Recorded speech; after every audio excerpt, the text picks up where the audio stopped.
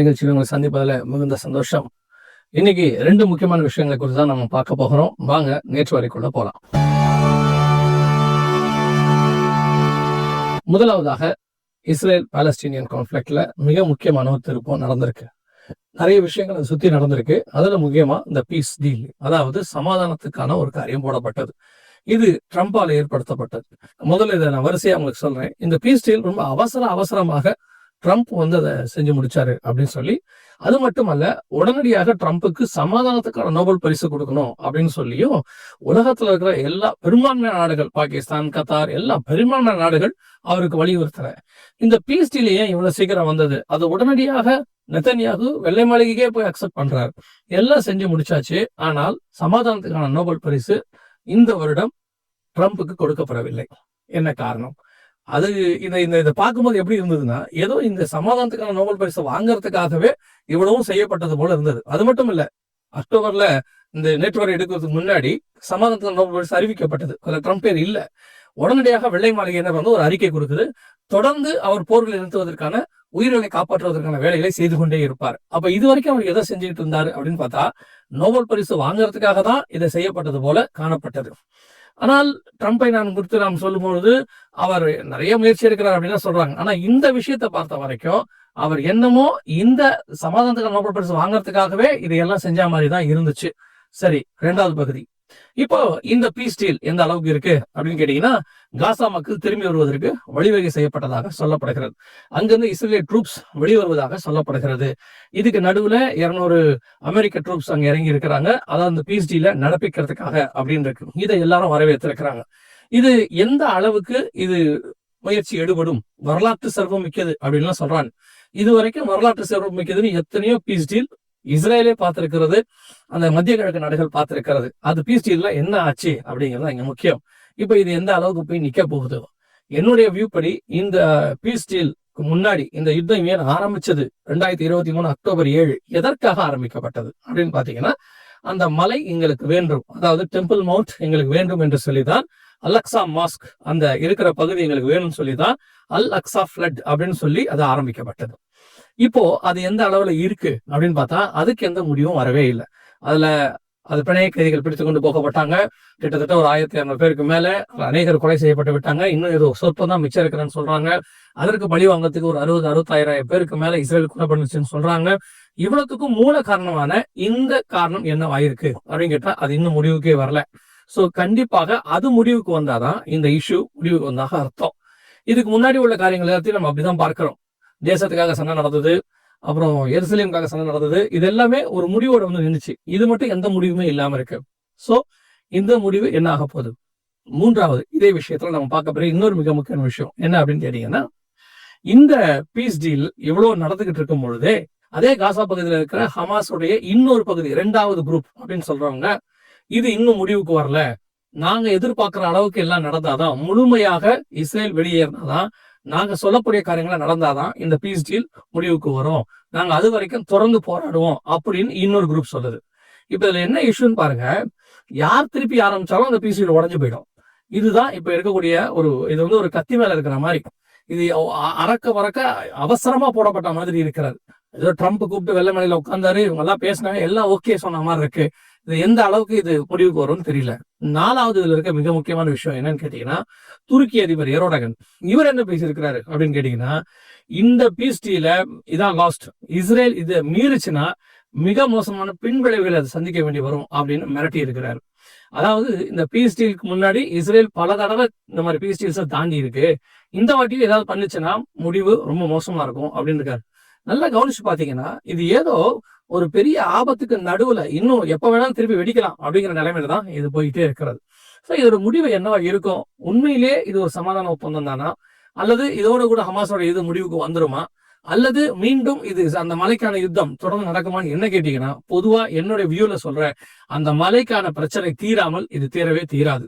ஏற்கனவே பாலஸ்தீன இஸ்ரேல் பிரச்சனை போயிட்டு தான் இருக்கு, அது இன்னும் தீரவே இல்லை. இப்ப புதுசா இந்த பிரச்சனையை ஆரம்பிச்சிருக்கு. இது இல்லாம எருசலேமை 2ஆ பிரிக்கணும், அந்த பிரச்சனையும் போய்கிட்டு இருக்கு. 2 ஸ்டேட் சொல்யூஷன். இவ்வளவுக்கு நடுவுல திடீர்னு ஒரு சமாதானம் எப்படி வரும்? சோ ஏதோ ஒண்ணு நடந்துட்டு இருக்குது. இதோட அப்டேஷன் கர்த்தருக்கு சித்தமானால் இதை குறித்ததான காரியங்களையும் அடுத்த நிகழ்ச்சியில உங்களுக்கு சொல்றோம். அடுத்து மிக முக்கியமான ஒரு சோகமான விஷயத்தை நாம் பார்க்க போகிறோம். இப்ப நம்ம பார்க்க போற இரண்டாவது மிக முக்கியமான விஷயம் என்ன அப்படின்னு கேட்டீங்கன்னா, பெர்சிகஷன். நைஜீரியாவுல மிக மோசமான கிறிஸ்தவர்களுக்கு எதிரான கொடுமைகள் நடந்து கொண்டிருக்கு. பல மாநிலங்கள் இப்படி நடந்துட்டு தான் இருக்கு. நம்ம எல்லாருக்குமே தெரியும்னு வச்சுக்கோங்களேன். 2008 ஒரிசால நடந்துச்சு. கிட்டத்தட்ட 200 சர்ச்சுகளுக்கு மேல இடிக்கப்பட்டு எவ்வளவு பெரிய காரியங்கள்லாம் நடந்துச்சு. மணிப்பூர்ல நடந்தது. இப்போ நாம கேள்விப்படுற இந்த விஷயம் நைஜீரியாவுல. இது நாம ஏன் இப்ப கொண்டு வரோம் அப்படின்னு கேட்டா, நைஜீரியால நடக்கிற இந்த சம்பவத்தை குறிச்சு அமெரிக்காவில் இருக்கிற காங்கிரஸ்மேன் மூர் அப்படிங்கிறவரு ஒரு அறிக்கையை அமெரிக்க அரசாங்கத்துக்கு தாக்கல் பண்ணியிருக்கிறார். அதுல அவர் என்ன சொல்ல வர்றாரு அப்படின்னு கேட்டீங்கன்னா, 2009 இருந்து இப்போ வரைக்கும் மட்டுமே 50,000 பேர் கொலை செய்யப்பட்டிருக்கிறார்கள். இந்த ஒரு வருஷத்துல மட்டுமே 7,000 பேர் கொலை செய்யப்பட்டிருக்கிறாங்க. இந்த இடைப்பட்ட காலகட்டத்தில் மட்டுமே 19,000 திருச்சபைகள் இடிக்கப்பட்டிருக்கிறார்.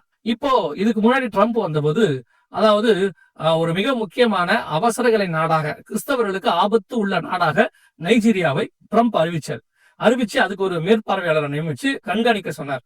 அதற்கு பிறகு ஜோ பைடன் வந்தார். அவர் வந்த உடனே என்ன பண்ணாரு, ரிமூவ் பண்ணிட்டார்.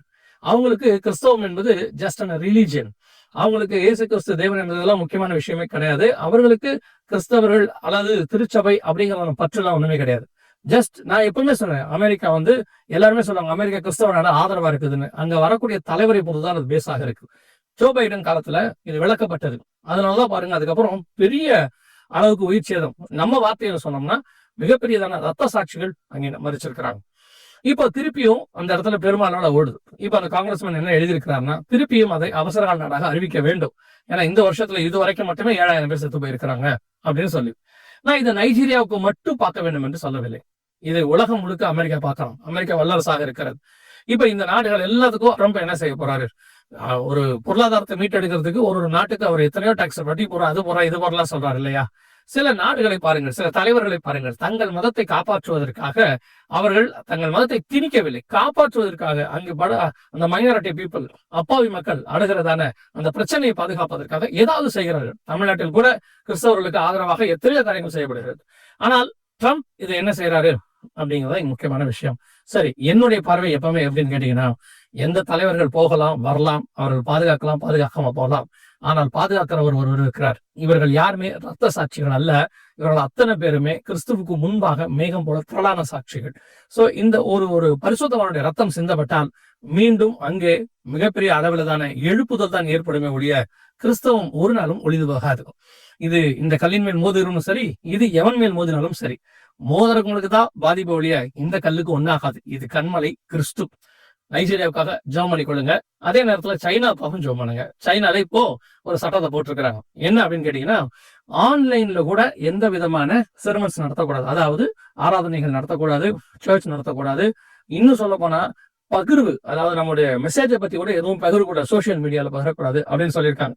இதுக்கு அவங்க சொல்லக்கூடிய நிறைய காரணங்கள் இருக்கு. என்னன்னு கேட்டீங்கன்னா, அதுல ஒண்ணு ஆன்லைன்ல அவங்க ஃபண்ட் ரைஸ் பண்றாங்க, இன்னொன்னு ஏஐ டெக்னாலஜி யூஸ் பண்ணி ரிலீஜியஸை பரப்புறாங்க, அரசாங்கத்துக்கு எதிராக பேசுறாங்க அப்படின்னு சொல்லி அவங்க பக்கத்து நியாயமான காரணம் சொன்னாலும் இது ஒருத்தருடைய பேச்சுரிமை, அடிப்படை உரிமையை மறிக்கக்கூடியது. தங்கள் மதத்தை பரப்புவதற்கு எல்லாருக்குமே இங்க உரிமை இருக்கிறது.